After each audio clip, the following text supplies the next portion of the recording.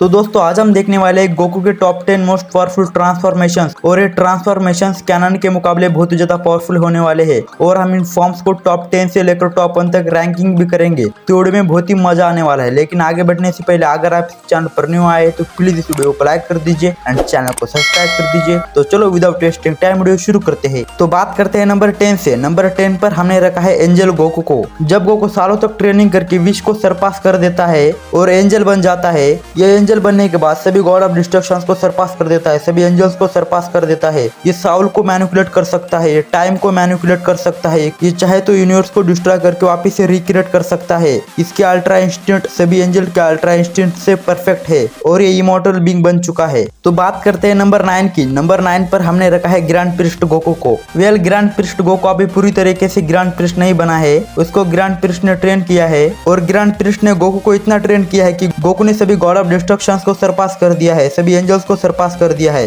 Even वो grand priest के level पर पहुंच गया है एंड उसने अपनी पावर से ओरेन एंड कामिन को बुरी तरह हरा दिया है। और वो ओरेन एंड कामिन से फाइट करते वक्त अल्ट्रा इंस्टिंक्ट में गया था तो उसकी अल्ट्रा इंस्टिंक्ट सभी एंजल के अल्ट्रा इंस्टिंक्ट से अलग लग रही थी और ग्रैंड प्रिस्ट गोकू को एक मल्टीवर्सल बीइंग बताया गया है। तो अभी बात करते हैं नंबर 8 की। नंबर 8 पर हमने रखा है ओमनी गॉड गोकू को। ये गोकू की फॉर्म हमें एनिमी वॉर में देखने को मिली थी। ये अपनी बेस फॉर्म से ही मल्टीवर्स को डिस्ट्रॉय करने की पावर रखता है। जब बीरस ने इसकी पावर लेवल को सेंस किया था तो बीरस शॉक हो गया था और उसने ओमनी गॉड गोकू की पावर को डाइशन का ट्रू फॉर्म जितना बताया था। ये इतना ज्यादा पावरफुल है कि ये किसी को भी वापस से जिंदा कर सकता है, जैसे किसने वेजेटा को किया था और इसको 12 मल्टीवर्सेस का सबसे पावरफुल बीइंग बताया गया है। तो अभी बढ़ते हैं 7 नंबर की तरफ। 7 नंबर पर हमने रखा है ओमनी किंग गोकू को। गोकू ने अपनी सारी लिमिटेशन को ब्रेक करके इतनी गड़ी ट्रेनिंग करी कि उसकी पावर सभी गॉड ऑफ डिस्ट्रक्शन, सभी एंजल्स, इवन ग्रैंड प्रिस्टान जिनों से भी ज्यादा हो गई और तब जाकर बना वो ओमनी किंग गोकू।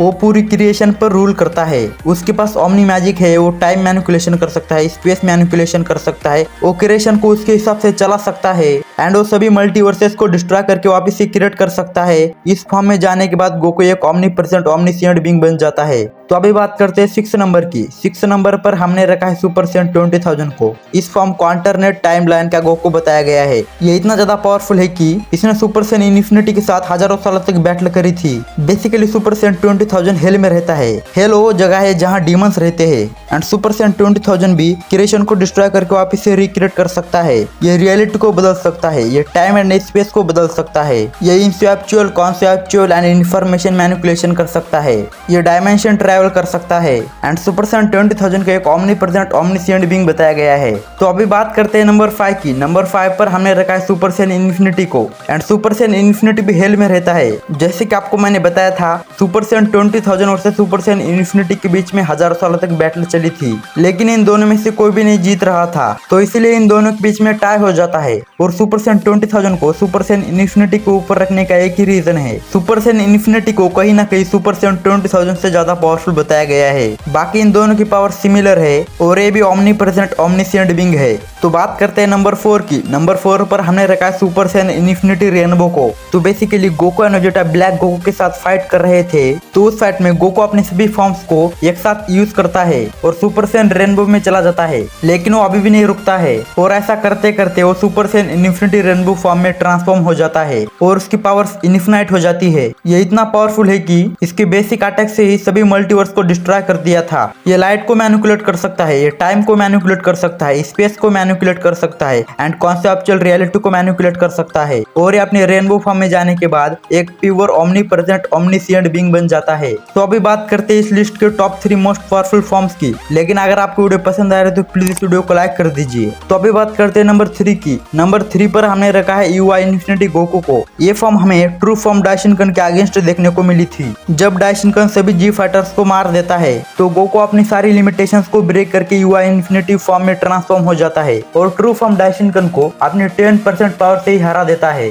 गोकू इस फॉर्म में जाने के बाद इतना पावरफुल हो गया था कि उसके पंचेस के शॉक वेव से सभी मल्टीवर्सेस इरेज हो गए थे। यूआई इन्फिनिटी गोकू अपने इन्फिनिटी कामेहा से क्रिएशन को डिस्ट्रॉय कर सकता है और इसकी ट्रांसफॉर्मेशन को सुपर सेंट इन्फिनिटी की सबसे पावरफुल ट्रांसफॉर्मेशन बताया गया है एंड गोकू इस फॉर्म में जाने के बाद ट्रू ओमनीप्रेजेंट ओमनीसिएंट बीइंग बन जाता है। तो अभी बात करते हैं नंबर 2 की। नंबर 2 पर हमने रखा है फ्यूचर गोकू को। फ्यूचर गोकू के और एक फॉर्म है जिसका नाम है प्योर इंटरनल फॉर्म, और इस फॉर्म में ट्रांसफॉर्म होने के बाद ये प्योर लाइट में बदल जाता है।